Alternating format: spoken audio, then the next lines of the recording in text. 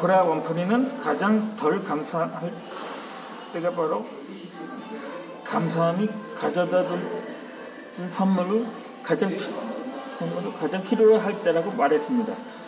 감사하게 되면 내가 처한 상황을 객관적으로 멀리서 바라보게 됩니다. 그뿐만 아니라 어떤 상황이라도 바꿀 수 있습니다. 감사한 마음을 가지면 주파수가 변하고 부정적 에너지가 긍정적 에너지로 바뀝니다. 감사하는 것이야말로 일상을 바꿀 수 있는 가장 빠르고 쉬우며 가장 강력한 방법입니다. 이 심리학자들은 감사함을 재설정 버튼을 누르는 것과 같은 효과라고 설명합니다. 감사하면 내 저축의 전도피지를 설정하에 스트레스를 완화시켜주고 행복하게 해줍니다. 감사가 인간이 느끼는 가장 강력한 감정이라는 여러 심리학자들의 연구를 재확인한 것입니다. 이 감사 일기는 일반적인 생활 일기와 달리 주제가 하나가 아니라 여러 가지입니다. 그리고 마지막에 모든 주제가 감사함으로 마무리됩니다. 내일이나 미래에 대한 감사 요청 일기까지 포함해야 합니다. 오늘 누가 말투를 기분 나쁘게 해서 기분이 좋지 않았으면 요청 일기에 내일은 예쁜 말로 고쳐서 쓰면 됩니다. 처음에는 감사 일기를 쓰는 것이 쉽지 않았습니다. 당장 무엇부터 써야 할지 막막했기 때문이었죠. 주변에서 일어나는 일을 잘 관찰하고 무엇이 감사한지를 구체적으로 작성하면 되었습니다. 그러니까 저는 학창 시절에 썼던 일기는 그냥 평범한 일기였는데, 그냥 단순히 하루 일과를 기록한 일기였는데, 제가 본격적으로 책을 썼던 만화 아닌 소설 아닌, 그러니까 자기계발이라는 장르를 쓴 지는 10년이 채 되질 않았거든요. 그때 비로소 감사 일기를 썼다고 할 수가 있었던 거죠.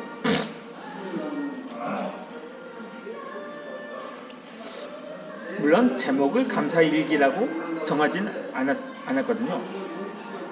시중에 감사 일기라는 식의 동일한 주제의 책들이 많거든요. 자칫하면 저작권에 걸릴 수 있지 않을까 하는 생각이 들 만큼 그만큼 비중이 많았었는데, 그렇게 걱정해 본 적도 없는 사람이라면 그렇게 매사에 그냥 평소에 감사 일기를 쓸 필요가 없는 사람은 없을 것입니다.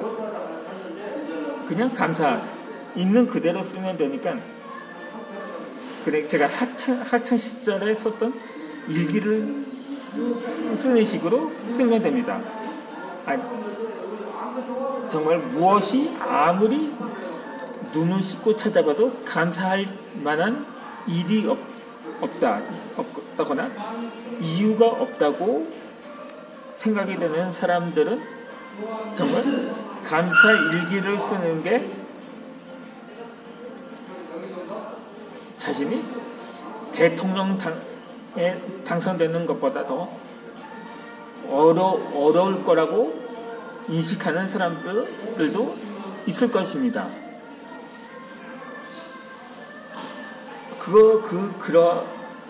그러한 인식 자체가 바로 감사할 만한 거리가 없게 만드는 거죠.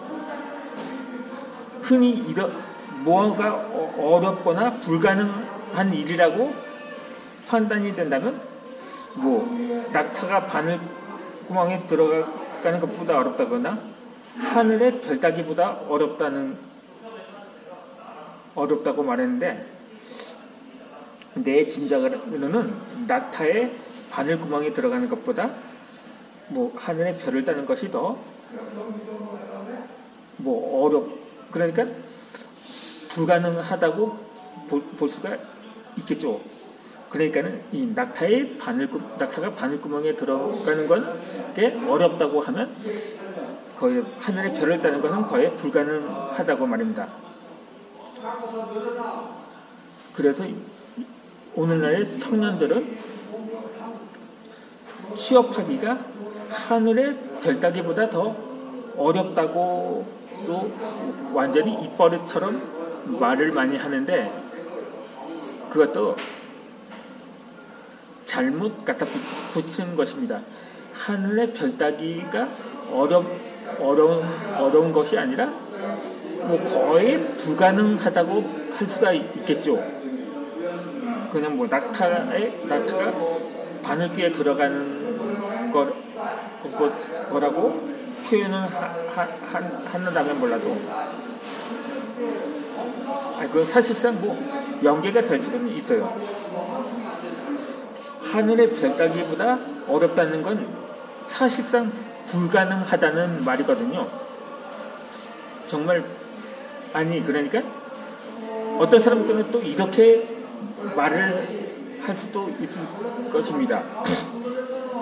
취업도 어려운데 자기 개발은 얼마나 어렵겠냐고 말입니다.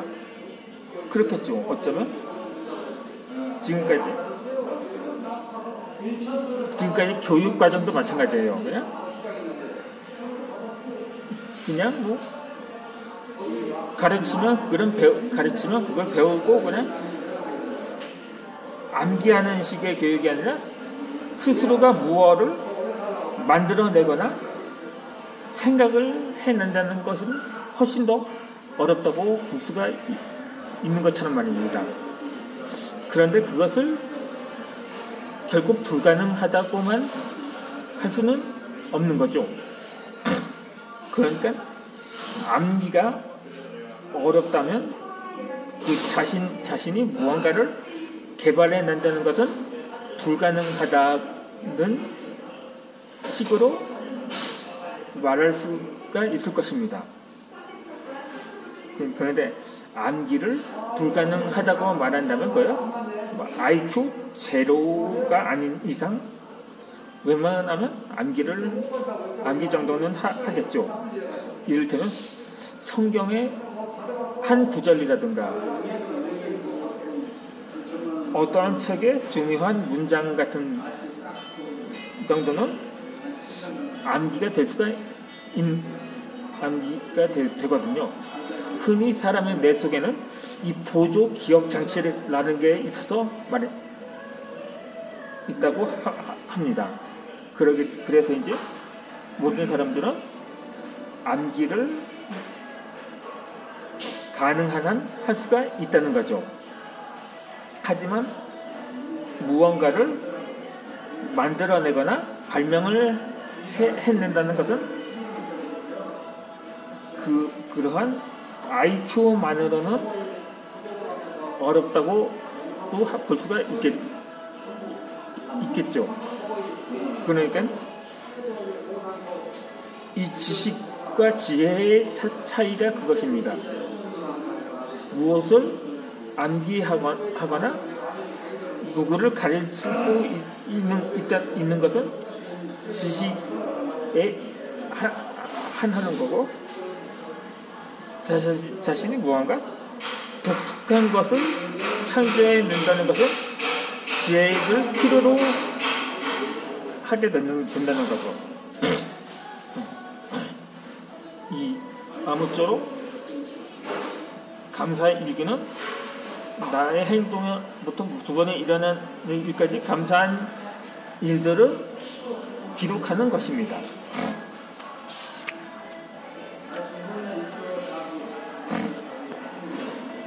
그리고 끝자락에 감사합니다 라는 문구로 마무리하는 것입니다. 우리의 몸은 환경의 변화와 상관없이 언제나 안정된 상태를 유지하고 싶어 합니다. 이 미세먼지가 심한 날 가습기를 틀어놓으면 온종일 쾌적해지는 것처럼 우리의 마음도 기분 좋게 유지해야 하는 것입니다. 이렇게 감사를 통해서 기적이 일어나기도 합니다. 하루에 100번 감사합니다를 외치는 것만으로도 온종일 기분이 좋아지고 삶이 달라지게 됩니다. 아마 그러다 보니까 우리의 선조들은 아무리 열악한 환경과 순환의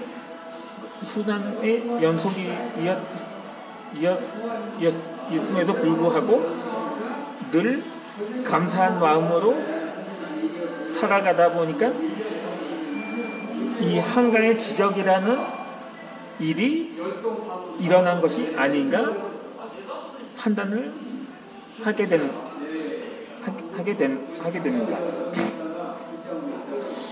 우리가 사는 세상에 처음부터 있었던 것은 자연밖에 없었습니다. 이 세상에 있는 모든 것은 누군가의 창조물입니다. 내가 지금 이 순간 쓰고 있는 책상이나 컴퓨터나 스마트폰, 모니터라든가 키보드를 두드리면 새겨지는 글자 하나까지 누군가의 창조물입니다. 우리는 이 창조물들을 누리며 살고 있습니다. 우리 몸 안에는 수많은 세포가 있는데 그게 무려 100조 개나 달한다고 하더라고요. 그러니까 이 세포들은 우리를 살리기 위해 하루도 쉬지 않고 일합니다. 내가 일할 때도, 아파서 누워있을 때도, 잠잘 때도 쉬지 않고 일합니다. 그런 소중한 나에게 우리는 매일 밤 감사해야 합니다. 그럼 이렇게 또 반박을 할 수도 있을 겁니다. 멋진 소리, 그냥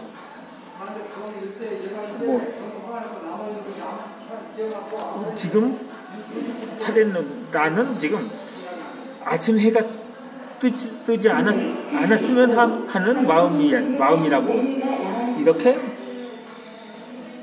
대꾸를 하는 사람도 더러 있을 것입니다. 그러니까는 요즘 살만 난다고 말하는 사람은 별로 없겠죠. 그냥 죽지 못해 산다라든가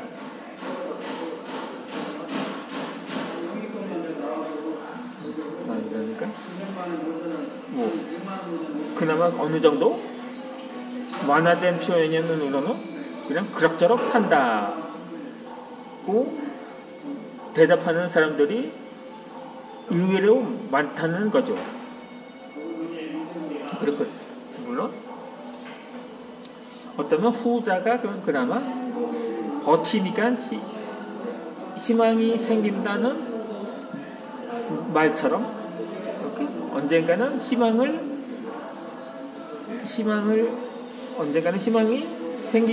생기겠지 하는 마음으로 살아가는 것도 중요하다고 판단이 되는 것입니다. 그러면 저는